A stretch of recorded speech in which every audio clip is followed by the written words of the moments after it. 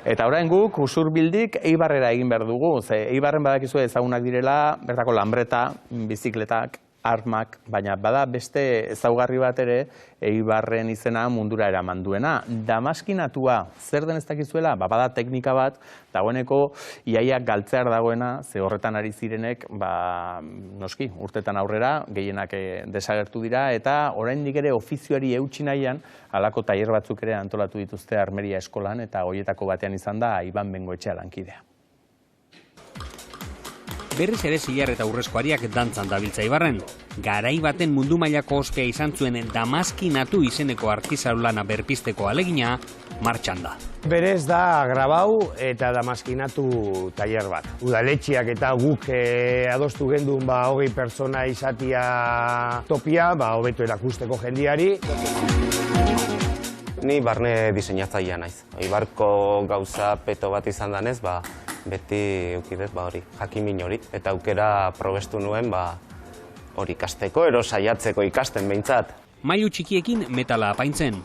Sasoi batean Eibarko bazter guztietan entzungai izaten zen doinua, bueltan da. Hau izan da beti etxietan emakumiak indako lan bat. Eta gero bai egoten ziren Eibarren 4 bosona, non egoten zian tailerretan gizonezkoak lanean. Artisau lan hau berreskuratzeko alegina ez da oraingoa. Duela 40 urte ere ikusten zen ogibide hau galtzorian zegoela. Eta lanola, gazteei erakutsi beharra zegoela. Ez da erreza izango, baina moduak eta medikoak egokituzkero ikasleak ez dira faltako. Aurten ikastaroa martxan jarri da bai, baina Damaskinatu maxuen jarduna etenda dago.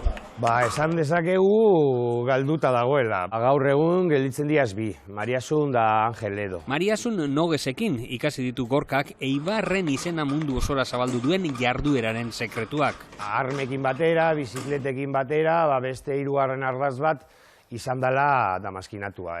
Holan fama eman diona Eibarri Damaskinatua izan da. Eibarko eskopetak munduko boteretsuenen artean zabaldu ziren. Grabatu eta Damaskinatua beratzak izateak are eta baliotsuago egiten zituen, baina armak utzi eta bestelakoak jorratzen hasi zen Plazido Zuloaga, ondorengoei bide berriak zabalduz. Armak beruza jun ziranean, sartu ziren joieriako elementuetan. Eta arek egin zuen berriztatu Damaskinauan. Damaskinauari beste teknika berri batzuk sortzia. Internazionalki, batez be Europan eta fama handia eukin du. Ospe eta dizdira horiek urruti daude, oraindik lehen urratsak egiten ari direlako Armeria eskolan bisitatu ditugun ikasleak. Orain da basikoa da pikatu. Osea, da plaka bat marrak egin, gero urrezko ero zilarrezko hile hori sartu ahal izateko. Mailu txikien zintzelkadek esnatu dute Losorroan zegoen artisaulana. Egungoari egokituz, iragana ez ezik etorkizuna ere baduen jarduera dela, erakutsi nahi dute. Nahi duguna da kooperatiba bat egin, eta kooperatiba horren bitartez produktua merkatuan jarri.